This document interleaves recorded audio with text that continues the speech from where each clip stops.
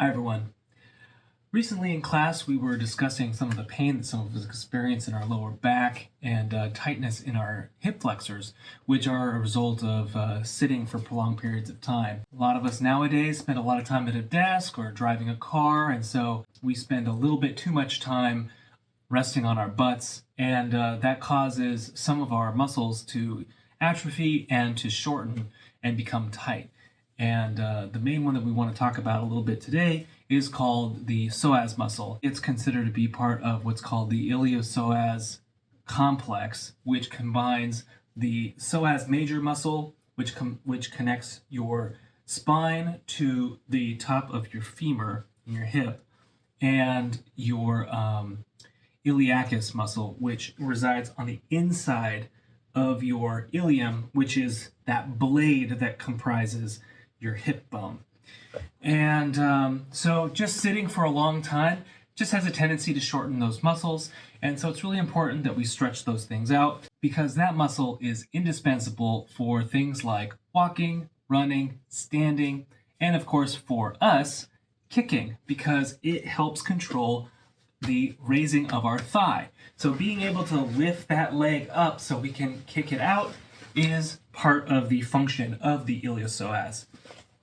So we're just going to go through a few simple stretches that we can do to help strengthen and lengthen that muscle, to make our lives a little bit easier, and hopefully would actually help reduce some of the pain that some of us experience in both our hip and our lower back. Let's get started. So the first stretch that we're going to try is a kneeling lunge. And this is a great stretch because you can get really deep into this, and you can also focus on one side or the other. Not everyone has equally tight hip flexors, so it's really good if you feel like one side needs a little more attention than the other, then you can focus on that. So we're just going to start by coming into this kneeling position where we have our joints are at 90 degrees. So we've got our front foot flat on the ground, that shin coming straight up 90 degrees to the hip. Rear leg, you want your shin and your knee and your foot all in contact with the ground, everything at a 90-degree angle. You want your hips, your knees, and your feet to all be in line, so you want your knee to track over that foot. And what you're going to do, you can place your hand on your hip to help accentuate this a little bit, so you can avoid breaking your posture too much. But what you want to do is just track forward and then squeeze that glute that's with a leg that's on the ground in order to accentuate the stretch in the front of the hip. And we're just going to push this forward and hold it for about 30 seconds. And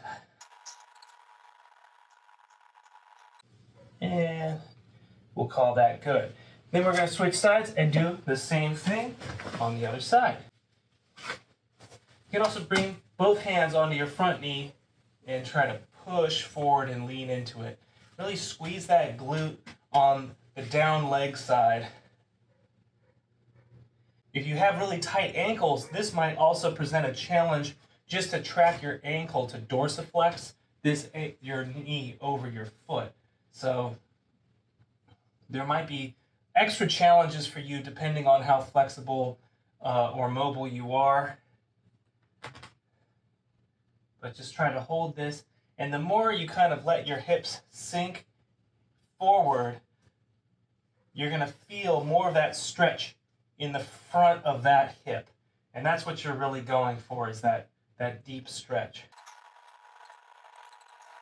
And come out of it. And you're going to want to repeat this for 3 times on each side in order to get the best results. But give it a good 30 seconds on each side for 3 sets. And that should give you a nice, good stretch into the iliopsoas. Now, there are some forms of self-massage that you can do to try to work out some of the tension that you have in this muscle. And the easiest one that I've found is if you're coming into this seiza position, where you're sitting back with your knees bent underneath you like this, you can bring your thumbs right to the hinge at the very top of your legs, where your waist bends, right next to the pelvic area, And if you just take the thumbs and roll them side to side over the top of the thigh, you can search around and you'll probably find something pretty tight, and that is most likely your psoas major muscle. And so you can kind of work this out. For me, I can feel a pretty ropey sort of knot right over on this side, especially. Up here is the easiest place to find it. And you can also, you might have better luck if you kind of come up onto your knees like this. And this brings us into our next stretch, which is going to be a camel pose. And I'm going to do this to the side to make it a little bit easier for you to see. Okay, so the camel pose is a common yoga posture that stretches the psoas on both sides at the same time. And what you do is you can start by coming into the seiza position, and then you can squeeze your glutes and lift up onto your knees like so. And it's probably easier for you to go ahead and come up onto the toes, so that lifts your heels back up, because what you're eventually going to do is reach back behind you like so. And so you're going to squeeze your glutes and push your hips forward like so. And you can just hold this position. This is fine, especially if you can feel that stretch in the front. Or you can bring your hands back. You can start one at a time. Or you can try to reach with both sides. Now to do that, I kind of have to lean back quite a bit in order to get a hold of my heels.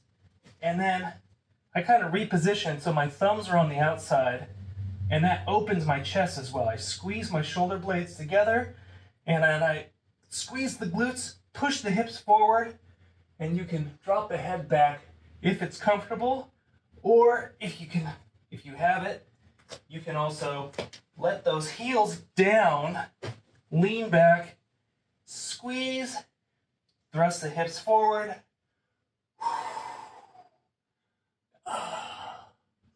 And this is a pretty intense stretch that you'll feel all along the front of your hips. I feel this in my quads. I feel it in my glutes because they're squeezed. I feel it in my shoulders. And even a little bit in my chest. This is a great stretch. So you hold this for 30 seconds and release. And you're going to do this 3 times. 3 is the magic number. 30 seconds for each stretch, 3 sets, okay? That's number 2. Number 3 is going to be a glute bridge, which is also just called a bridge in yoga. And this is a really great stretch that also stretches the psoas and activates the glutes. And as you might have guessed by now, balance between your muscles in the front and the back are really important for stabilizing the hips. And actually, a lot of your strength in your core doesn't necessarily come from movement, but actually from stabilization under strain. So we're going to do this glute bridge, which is a static posture that helps us stabilize our core. We're going to lie down onto our back like so, bringing our feet into about a 90-degree angle or so. You can bring your hands down to your side if it helps, or you can bring them up behind your head. Doesn't really matter what your hands do. You don't want to put too much weight into your hands, even though this helps you stabilize a little bit. So from this position, first, tilt your pelvis a little bit to press your lower back into the ground. So it's a very slight motion, but just this slight tilt will help activate your abs, which will help with the stabilization. Then you want to squeeze your glutes and press your hips up. And I like to kind of bring my shoulder blades together underneath a little bit, but you don't want to go so far that you're like hyperextending the back. You don't want to arch too much, but you want to press those hips up. Try to create that straight line from your shoulders to your knees and press it up for 5 to 10 seconds. And then bring it down. Re-engage the lower back into the ground and then press back up. And you're going to repeat this for 20 reps.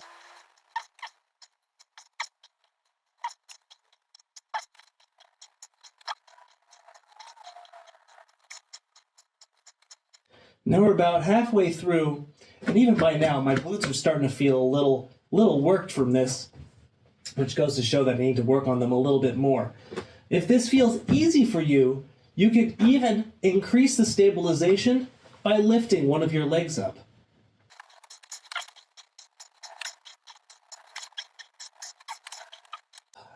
And if this feels easy, you can even do leg raises from this position, trying to hold everything as stable as possible. I'm going to do that other side real quick. So lifting that leg up, I'm going to drop it down and lift.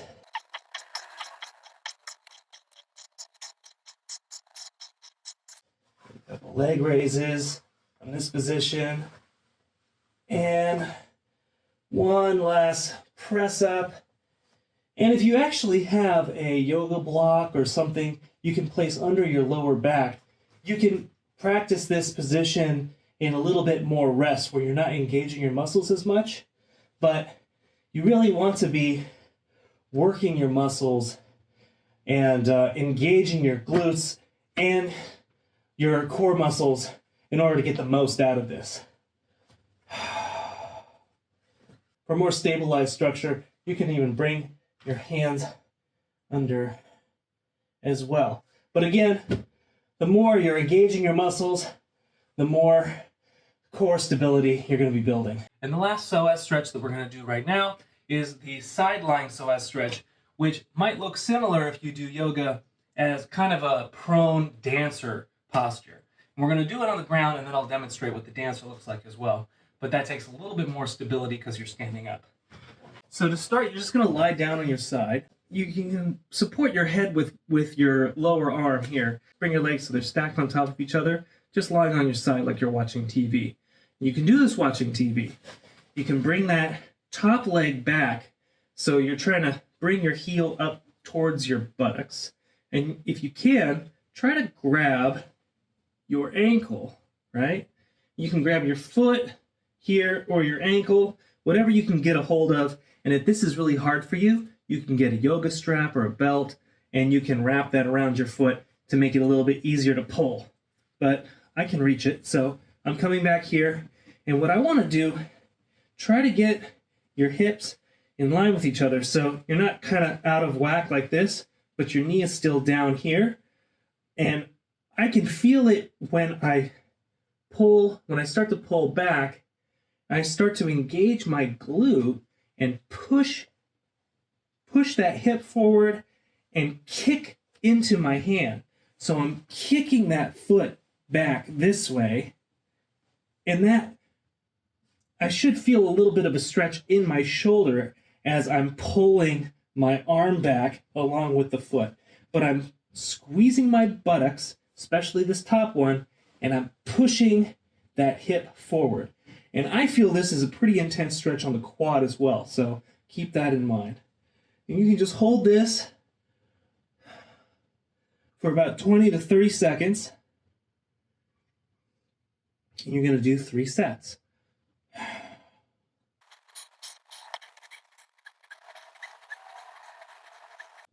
Ooh, that is intense. All right, I'm going to roll over and you're going to see that from the back, okay? So I'm going to stack my legs, kick that top leg back, grab a hold of it with my hand, squeeze my shoulder blades together so my shoulder blades are still in line with my hips. And I'm going to start squeezing my butt, pushing the hip forward, and kicking that leg back behind me.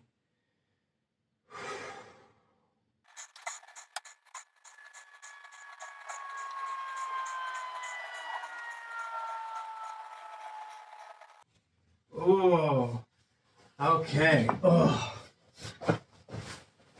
and I'm just going to bring my knees up to my chest and do a little bit of rolling on my lower back to release some of that strain that I just...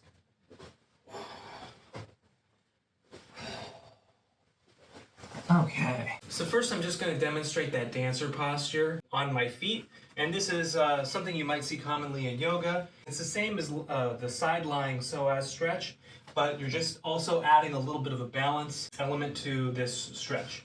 So bringing your weight onto one of your feet, you're going to bring the other leg up behind you, just as before, and you're going to try to catch that foot in the hand behind you.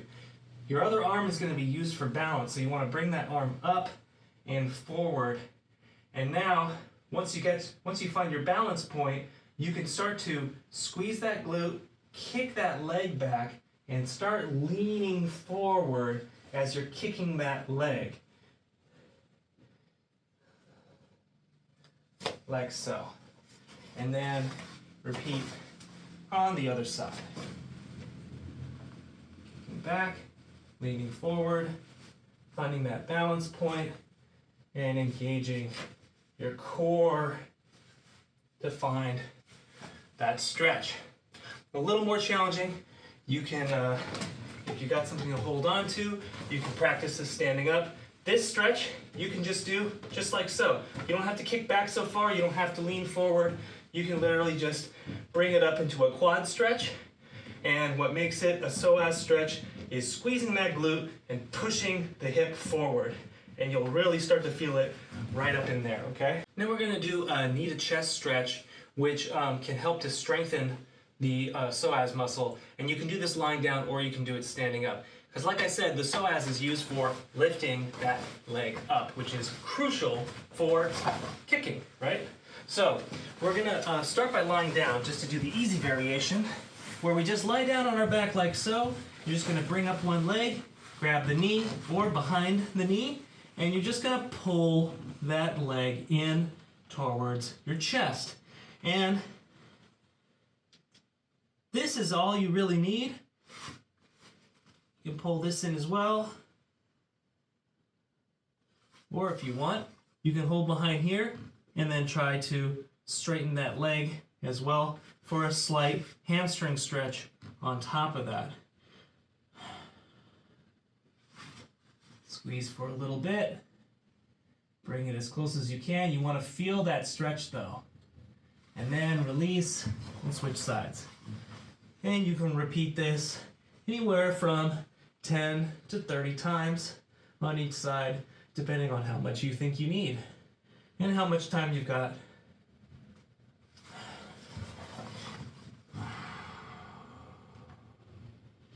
You can time it to your breath as well, where you grab, you squeeze, as you exhale.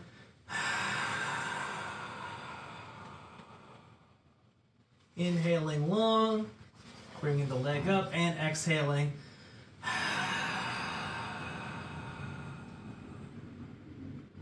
And in, exhale.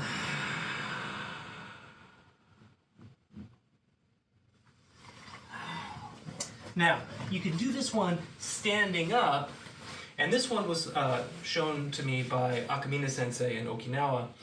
And what he would do is he would just cross his arms, because this has a stability element to it.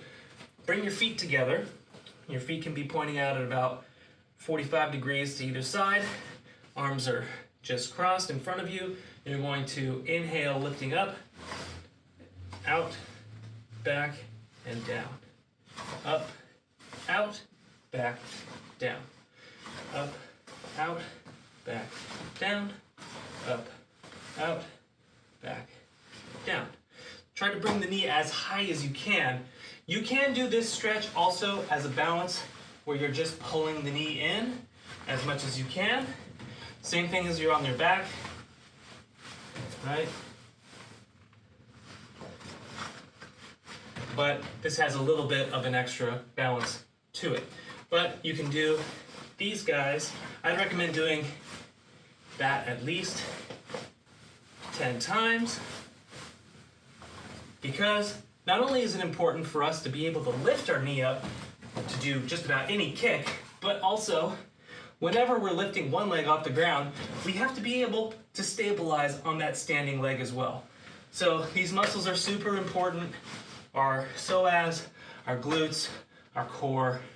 It's all a part of the kinetic chain that we need to have stability in everything that we do. Okay, the second strengthening exercise is going to be leg raises. And again, there's two variations, one that we can do on the ground and the one that we can do standing up. So if we're on the ground, then what we can do is come back down onto our backs, and you can bend one knee because you're going to be focusing on the other one if you want, or you can straighten both legs and just lift one leg at a time. But what you want to do is keep this leg as straight as possible and keep this part of your leg engaged. So squeeze the butt, squeeze the front, bring it up, okay? So you're just going to be doing just a leg raise like so. You can do 20 or 30 on each side. The weight of your leg is the resistance against the muscle. So this is why it's a strengthening exercise as opposed to just a lengthening stretch, right? And then we can switch off, but you can also have the straight leg as well, like so. Other side, bent leg, like that. Try to keep that leg as straight as possible so you feel, once you come up high enough, you'll start to feel that stretch in your hamstring as well. You're feeling the stretch in the hamstring because on the other side of the hip, you're actually contracting this hip muscle. So using one muscle, you're also stretching the other side. Okay? Straight leg, no different. Now, we can do the harder variation is standing up on our feet. And we do these in class where we're in a left foot front, right foot front fighting position. And we just do leg swings where we'll just bring first the bent leg up and then the straight leg. And you can do 10 bent leg on each side, like so. And that's where the leg is bent. You're trying to get the knee up to the chest. And at the top of that swing, the bottom of your foot should be pointing straight forward, okay? Then you can do the straight leg, which is like so. And that's where you want to keep your leg, you want to keep your knee extended. So you keep your leg straight throughout the whole stretch. And you still want the bottom of your foot to be facing forward at the end of that swing. But try to bring it up as high as you can. And not only are you contracting the muscles in here to lift the leg, but you'll also feel that stretch in your quads. Okay? 4. I'll just do 5. 1, 2, 3, 4, 5. And you can, sometimes we'll try to tuck our thumbs in our belt, so we're not using our hands to help with the balance at all. But what I like to do is just keep my hands up because that's just a good practice to keep your hands up. And also, I use that as a check to make sure my leg is coming up high enough to touch my hands.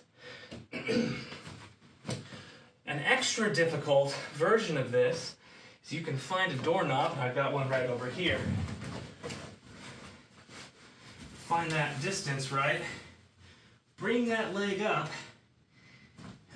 Find your balance, and then just draw a circle around the doorknob. Once you've drawn 5 to 10 circles, reverse direction.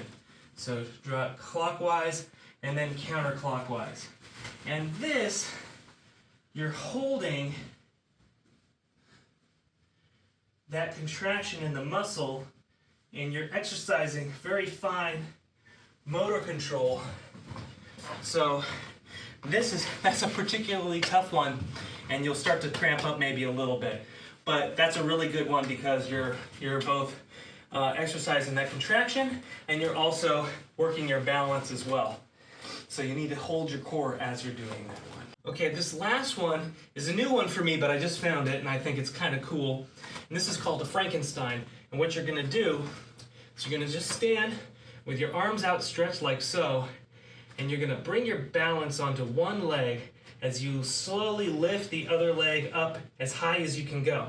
And if you have enough, you can actually maybe touch your leg, but then bring it down. And then shift your weight to the other side, bring that leg up, and then down. And start off just trying to get it maybe knee or hip high, and then bring it back down. okay? And just switch off and repeat this for maybe 10, 20, 30 reps. Actually, if you can, lift it up, hold for 2 seconds, then bring it back down. It's that contraction at the end that's where you're really getting that benefit, and you might start to feel a little bit of a cramp in your quad, but that's actually good. And lastly, this is one that I learned from a Wadokai group that I was training with in Nagoya. And one of the guys came back from a workshop with one of their higher ranking masters who was in his 60s or 70s, and he was still doing these kinds of exercises, just to give you an idea of how tough these guys are and how good these exercises are for you. So coming from a Seiza position with your butt resting on your heels, they come up and kick and down. So you're coming up onto the knees, kicking, and then returning to Seiza.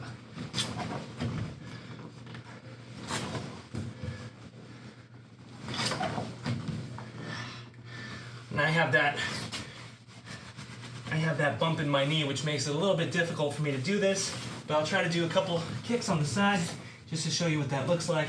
So from Seiza, come up, kick, and back down, up, kick, back down. And if you're isolating this movement, try to think of squeeze the butt, lift the hips, you're on your knees, you're in that camel position, but now you're squeezing the psoas muscle to lift that knee up and getting a good kick in. I kick my couch. Kick and back down. That's a little rough for me, but that's a heck of an exercise if you can pull it off. So why do all of this? Well, the psoas does a lot of things.